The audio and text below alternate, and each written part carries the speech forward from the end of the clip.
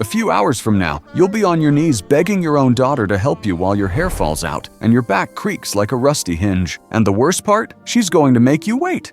But relax. Right now, you're still waking up with your full divine glory intact. Enjoy these few seconds. You open your eyes, but there's a problem. You're Zeus, king of the gods, lord of Olympus, father of roughly half the Greek pantheon, and the day has barely started, and there are already 3 urgent messages waiting on your nightstand. 3 before coffee. You climb out of bed. Hera slept in the east wing of the palace again, which is technically a win because at least no lightning bolts were fired in your sleep, and walk out to the Olympus balcony. The sunrise is absurdly beautiful. Clouds tinged orange and pink, the mortal world below still wrapped in mist, celestial birds singing from the golden cornices. You breathe in the morning air, cold and clean, carrying that faint smell of ambrosia and ozone that only exists up here. It could be a good day. It really could. Hermes lands on the balcony with the infuriating energy of someone who has never needed coffee in his life. Winged sandals still flapping. He hands you a scroll that looks way too long for a Monday morning on Olympus. You open it. It's a report of pending conflicts between the gods. You scan the list. Ares and Athena arguing about war strategy again. Apollo and Artemis fighting over hunting territories. Hephaestus complaining that someone used the forge without asking. And at the bottom of the list, in letters noticeably larger than the rest, one line that makes your divine stomach tighten. Ares and Apollo, personal conflict, awaiting paternal judgment. You look at Hermes. He makes the face of someone who knows more than he's letting on. You ask what happened. He says, "You're better off seeing it for yourself." That's never a good sign. The throne room is unusually packed for this early. Gods leaning against columns with the energy of people who showed up specifically for the show. Nymphs whispering to each other. Dionysus even showed up sober, which is already a sign that something serious is going on. Ares stands on one side, arms crossed, a vein pulsing in his temple. Apollo on the other, perfectly poised, lyre in hand, eyes carrying that coldness he inherited directly from you. You take your seat on the throne. The noise stops immediately. Ares speaks first because Ares always speaks first. Apparently, Apollo used one of his prophetic visions to reveal Ares's military strategy to an enemy mortal general. Divine sabotage dressed up as an oracle. Apollo denies it with the calm of someone who is lying very well. He says the oracle only spoke what was true, and if Ares's strategy was so obvious that any mortal with access to a Pythoness could figure it out, that's Ares's problem, not his. Hi,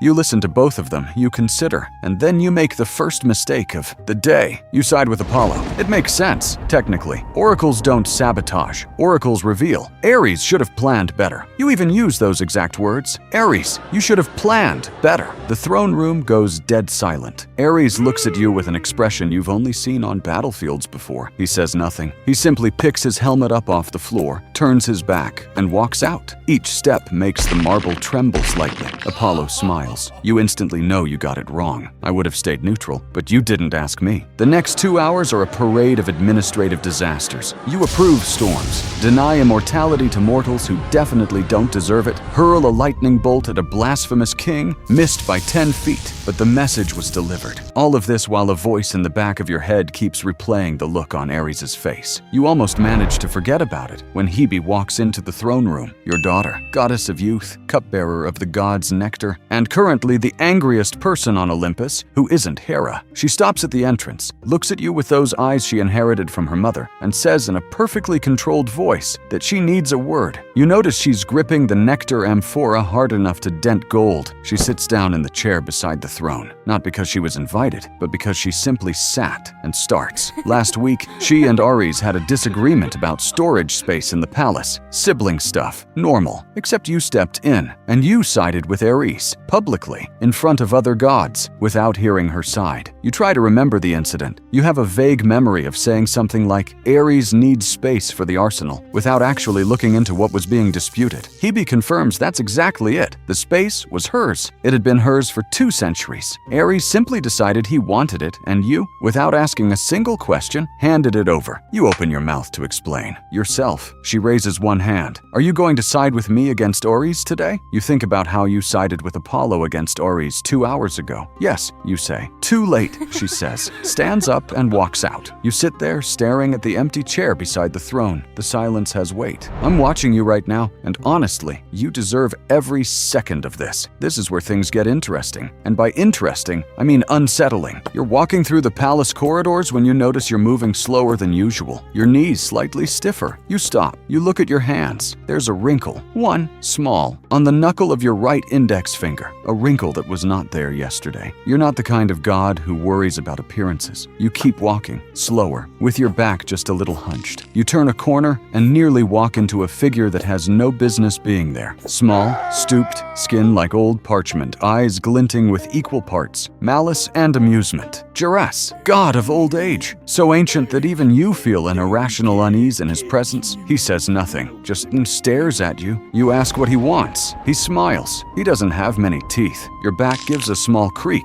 Then something strange happens. Geras opens his mouth and says, in a voice like dry leaves, that he's just out for a walk, that Olympus is lovely this time of year, that you're looking great for someone your age. He says it in the exact tone of someone who does not think you're looking great. You notice your hair is noticeably grayer than it was this morning. Geras lets out a little laugh, a sound like crumpled paper, and disappears around the corner. You stand in the hallway, king of the gods, with 3 new white hairs and the undeniable feeling that you just got trolled by the personification of old age. I have to admit, that was genuinely funny. My apologies. And here, right here, in this moment, where you're standing in an Olympus corridor with graying hair and a bruised ego, is where I'm going to ask you a favor. If you're enjoying watching this disaster of a day unfold, drop a like. Not for me, for Zeus, who clearly needs all the support he can get right now. You go find Hebe. It's not an easy call. Hebe is furious with you, and you just doubled down on siding with the brother she was fighting with. But your hair is going white in real time, and you don't have a lot of options. You find her in the Olympus gardens, sitting by a fountain, still holding that amphora. You approach. She doesn't look at you. You sit down beside her without being invited.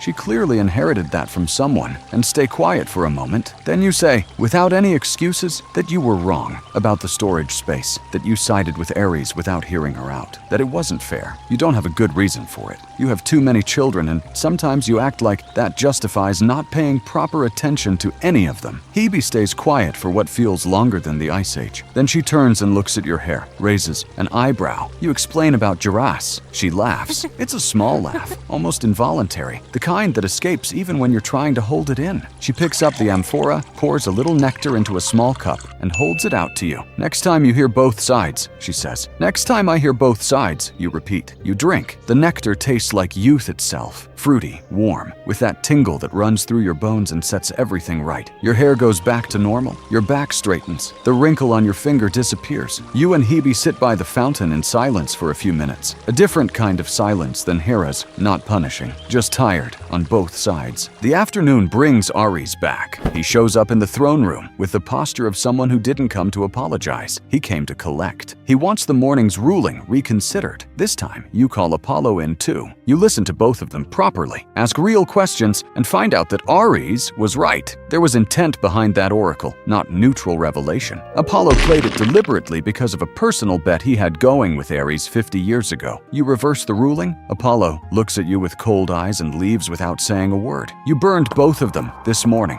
You burned Hebe. You burned Apollo this afternoon. Being a father on Olympus basically means guaranteeing that nobody is ever satisfied with you on a rotating schedule. Dinner is quiet. Hera shows up and takes her usual seat at the table. She doesn't bring up yesterday. You don't bring up yesterday. The other gods eat with the energy of people at a family dinner where everyone knows there's unfinished business, but nobody wants to be the one to open it. Dionysus tries to lighten the mood with a story that isn't funny. You laugh out of courtesy. Hera doesn't laugh. Dionysus gets the message and shuts up. After dinner, you go up to the terrace. The night sky over Olympus is impossible to describe. Stars that are literally stories, constellations you placed there yourself, each one marking a moment, a decision made across millennia. Some of them were good calls. Most of them were complicated. Geras appears beside you without warning. You don't startle as much this time. He looks up at the sky with you, stays quiet for a while, then says in that dry leaves voice, that old age isn't a punishment. It's just accumulated time. And that accumulated time without learning from it is the only real waste of existence. You look at him, he smiles with the few teeth he has, and disappears again. You stand on the terrace thinking about the fact that you just got philosophized by a creepy ancient deity and that, worst of all, he had a point. You go to bed earlier than usual. The bed is cold, but it's quiet, and quiet is enough. You close your eyes thinking about Hebe, that involuntary laugh at the fountain, about Ares, with the ruling finally corrected, about Apollo, who'll be cold toward you for decades but will get over it, about Geras, who will show up again, because old age doesn't quit. I close out watching you sleep, Zeus. Father of a number even you stopped keeping track of, king of a family that runs like a natural disaster in formal wear. You tried today. You got it wrong. You fixed it. Got it wrong again. Fixed it again. It's not glamorous. It's not what mortals picture when they think of the Lord of Thunder, but it's the best you've got. And tomorrow it all starts over. More kids at the door, more impossible rulings, more Geras showing up when you least expect it to remind you that time moves even for immortals. Welcome to eternity, Dad. Hope you got some rest. You're going to need it.